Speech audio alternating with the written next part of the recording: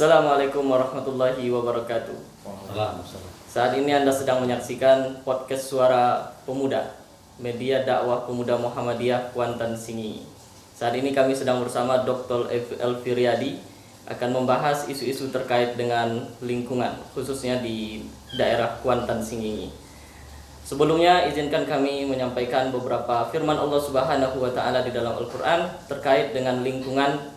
Salah satunya di dalam surat Al-Baqarah, Allah berfirman, "Wa idza qila lahum la tufsidu fil ardi qalu innama nahnu muslihun ala innahum humul mufsiduna walakin la yash'urun."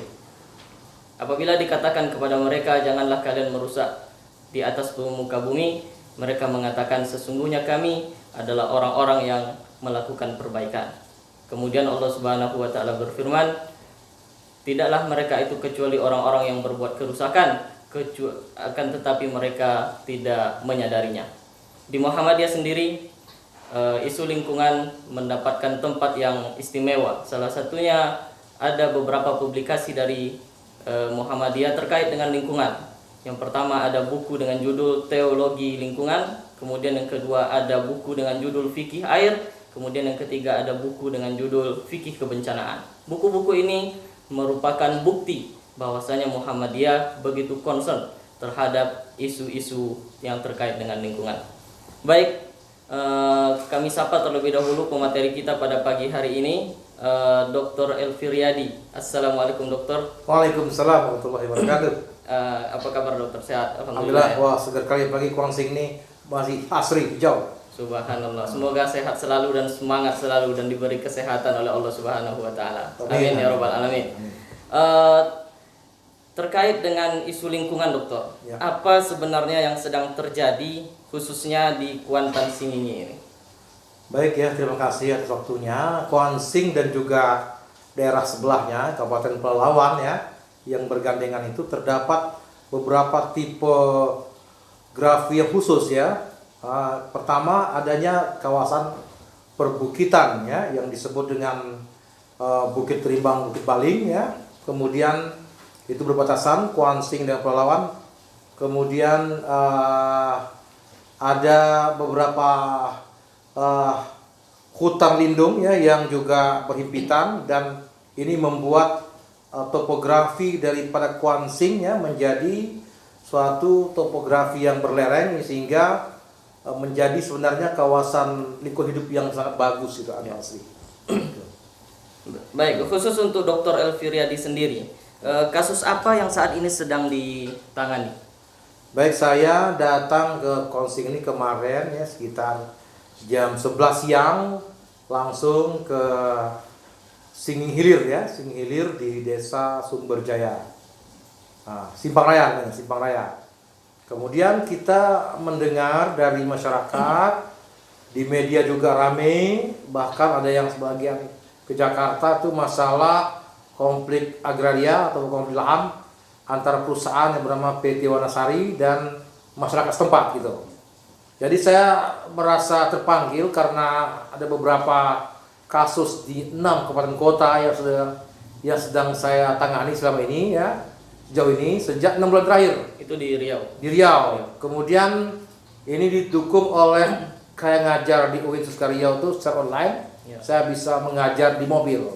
Jadi 6 bulan ini saya full keliling, termasuk menjadi saksi ahli masalah lingkungan hidup di pengadilan negeri seluruh Riau, pengadilan negeri. Kemudian khusus untuk di Singingi Hilir ini, semalam saya ke sana, saya menyaksikan itu ada kronologis yang panjang ya, baik itu administrasi pertanahan, HGU dan tata caranya, kemudian perspektif ekonomi masyarakat tempatan ya, di situ ya, tempatan dalam pengertian yang berada di situ ya, bukan tempatan dalam pengertian adat Kuansing. Situ ekonomi pertanahannya yang maju untuk mengambil lahan situ ya.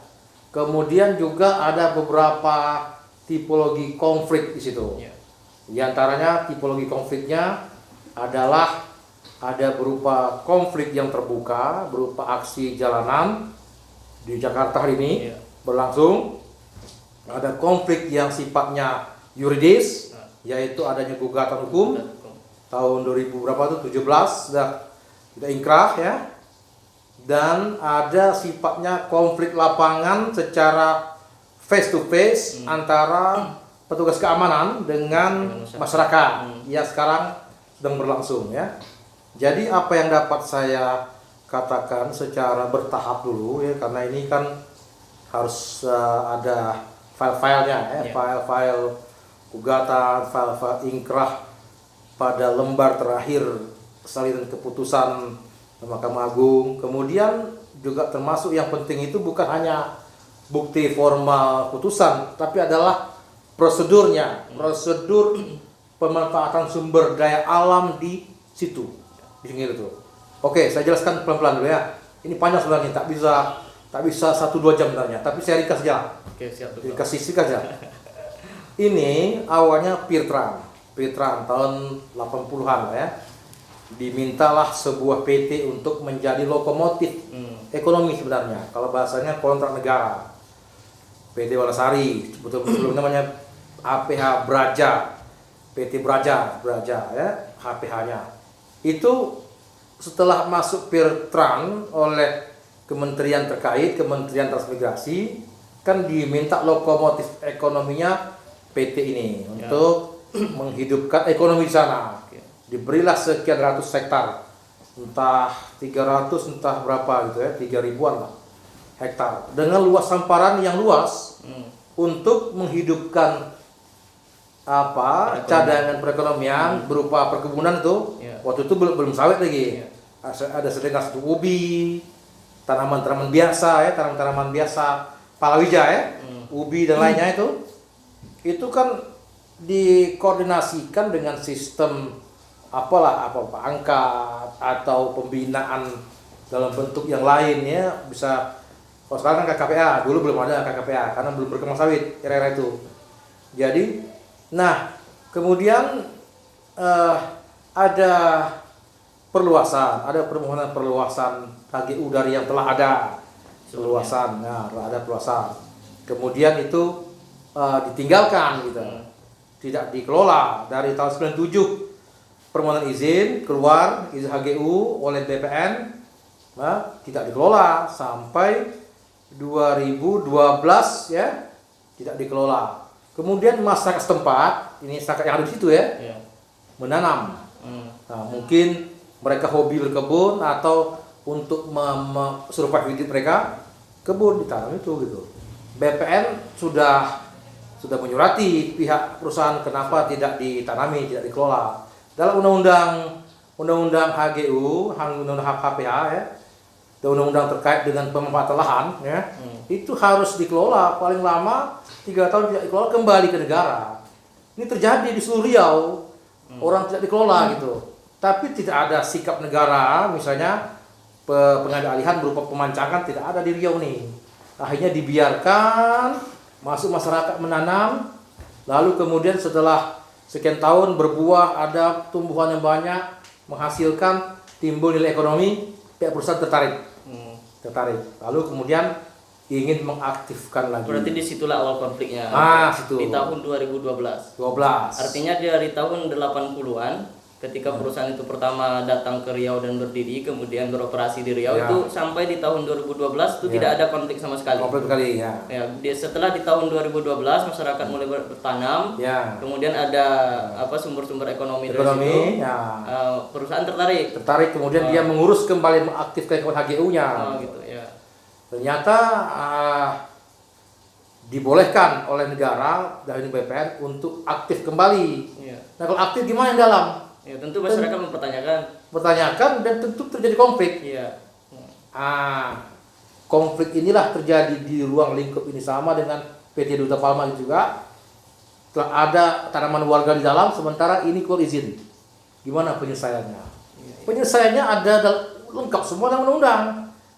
Siapa yang mau mengerjakan ini? Mengerjakan tertib undang-undangnya ada ini. Contoh, Undang-Undang Nomor 40 Tahun 1996. Sudah disampaikan di sidang sebagai ahli di Pengadilan Negeri Pasir Pengarayan.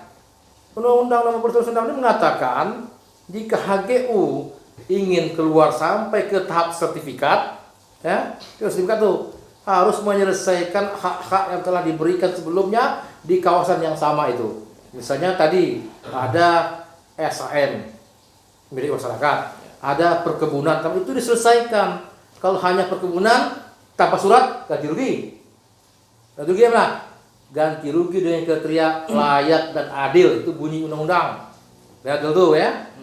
Yang kedua, kalau surat gimana surat? Itu diurus suratnya, berarti ada kesalahan-kesalahan karena gini, BPN tidak bisa mengeluarkan SAM kalau itu HGU.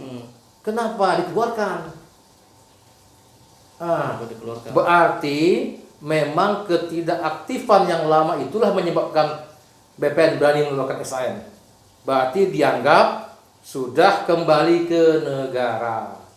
Lebih dari 3 tahun, malah 11-12 tahun lah itu kembali negara. Makanya BPN mengeluarkan SAM kepada masyarakat. Nah, oke, keluar tiba-tiba BPN periode berikutnya entah siapa orangnya lagi berganti mungkin, diaktifkan lagi pula HGU yang ini. Orang pertama memberikan SAM, entah orang keberapa berikan pula situ HGU, jadi double dempet, tumbuh tindih. Itu tentu konflik jadinya. Jadi apa? Harusnya ini tidak boleh kedua belah pihak sama-sama warga menyelesaikan, tak boleh. Negara hadir. Negara harus hadir. Hadir. Ini kalau dibiarkan timbul gesek-gesekan, timbul entah orang yang hasut apa ya. Apa gesekannya? Terjadilah misalnya gugat menggugat. Di situ ternyata pilihan juga menggugat. Pihak rakyat yang ada di situ menggugat. HGU perusahaan digugat, kalah pula masyarakat. Akhirnya yang saya dengar ditumbangkanlah yang masyarakat ini. Namun putusan yang ada itu harus tetap kita cermati. Contohnya kemarin saya ngurus ya di Kecamatan Langgam, Kabupaten Pelalawan. Ingkrah juga menang PT NWR melawan PT PSG, di mana PT PSG ini memboncengi rakyat. Sistem KKPA 1.200 hektar. Untung copeklah siapa nih, mantan Wapres Pak Undri menghubungi saya, warga di situ. Assalamualaikum Kanda, kita bantu Kanda, apalah masuk alat berat nak tumbang hasil kami ini di mana, di Langgam. Sikulah Kanda, pergi saya. Itu saya urus tuh, akhirnya batal eksekusi, tapi baru beberapa batang. Iko saya dengar lah sampai Oktober kemarin sudah berapa batang kali dah. Udah terlambat. Kalau di awal bisa lebih kita antisipasi kan. Sekarang ini Langgam itu berhasil, sekarang udah aman, masyarakat dapat pulih kembali normal. Langgam. Terus untuk Kuansing, Dokter. Ini kan konfliknya tadi dikatakan dari tahun 2012. Ya. Sementara sekarang sudah tahun 2021. Artinya lebih kurang 9 tahun konflik itu berlangsung. Ya. Nah, ini kenapa sampai sekarang? Sudah sampai di mana penyelesaian untuk konflik ini? Nah, ini kan sebenarnya dengan adanya putusan ingkrah MA itu banyak pihak tarik diri sebenarnya. Masa orang banyak tarik diri karena menganggap itu sudah ada putusan. Padahal kan sidang itu kan satu hal tuh, mungkin tidak terungkap semua dalam sidang. Mungkin ada faktor-faktor lain yang menyebabkan sidang itu tidak mampu merangkum. Sebenarnya itu resolusi konfliknya kan tidak, kalau secara formil ke sidang itu kan tak memuaskan. Mungkin ada yang tak terakomodir ini, terakomodir ini. Maka akibat dari sidang itu tidak mengakomodir, tidak mengakomodir, makanya energi besar muncul untuk melakukan perlawanan ulang. Sampai hari ini di Jakarta. Ulang kenapa? Berarti kan ada ketidakpuasan publik.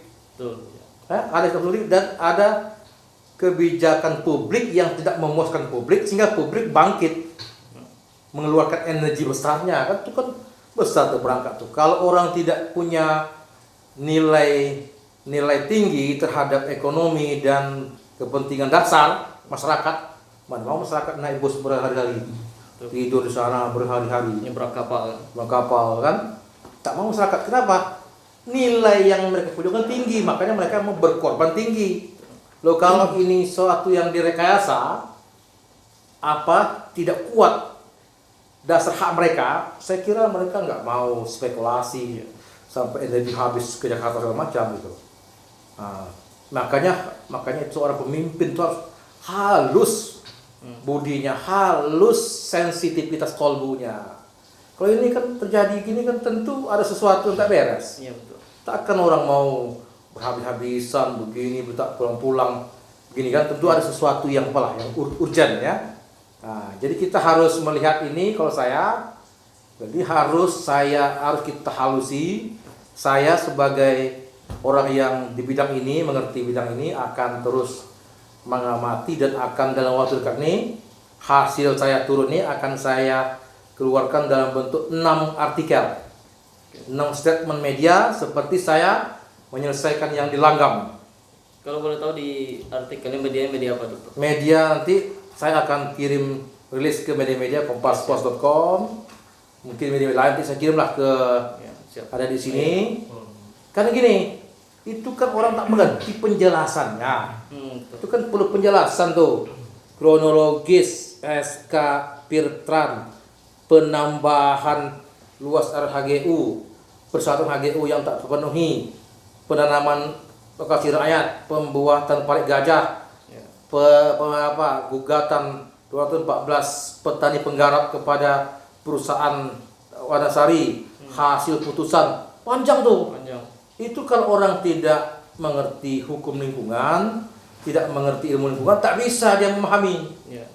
Sedangkan SK itu aja, saya amal putusan itu aja, ya nomor 2 tuh, bahwa sisa 903 hektar itu adalah sah sesuai dengan hukum yang berlaku di dalamnya. Itu hukum itu orang-orang ahli lingkungan yang bisa menafsirkan hukum bagaimana. Apakah 903 itu arti sisanya bisa dieksekusi? Artinya mana amar perintah eksekusi tentang eksekusi ya? Oke, yang 214 200-an apa nih? 200-an penggugat ini kalah, boleh mungkin eksekusi. Ya. Tapi yang lain yang dikatakan 903 hektar itu masuk lagi, apa juga boleh dieksekusi? Tunggu dulu, itu penafsiran hukum tata negara, harus baca teksnya, harus punya ilmu tafsir. Dalam agama kan ilmu tafsir tuh ada ilmu alatnya. Ilmu alat itu dari literatur hukum, bukan hukum pidana perdata, tapi ilmu hukum itu dibaca betul. Saya mau baca 1000 judul, bukan hukum-hukum terapan pidana perdata, itu terapan ilmu hukum tuh. Yang pertama diulas oleh Socrates, yang abad pertengahan David Hume. Itu yang kita gali, baru bisa menafsirkan amar putusan yang 3 poin yang tertera dalam Inkrah MA itu. Sementara untuk menjelaskan itu perlu kaum intelektual yang membaca ilmu hukum dan membaca hukum klasik serta logika penerapan hukum, ya, penerapan hukum dalam sebuah putusan peradilan inkrah. Itu ada apanya, khusus materinya, khusus apanya, itu harus. Dan tugas intelektual seperti saya menjelaskan secara runtuh sehingga betul-betul tereksposlah seluruh aspek itu, tercipta keadilan yang seadil-adilnya. Oke, saya dengar ada begini, itu kita terima sebagai kenyataan. Ada yang sudah menyerahkan diam-diam, ada yang di belakang bermain, berkelok, berkelit, itu faktual, kita terima. Yang ini apakah kelit ini bisa mengabaikan yang lain? Tidak, faktanya kita harus lihat secara objektif ke semuanya.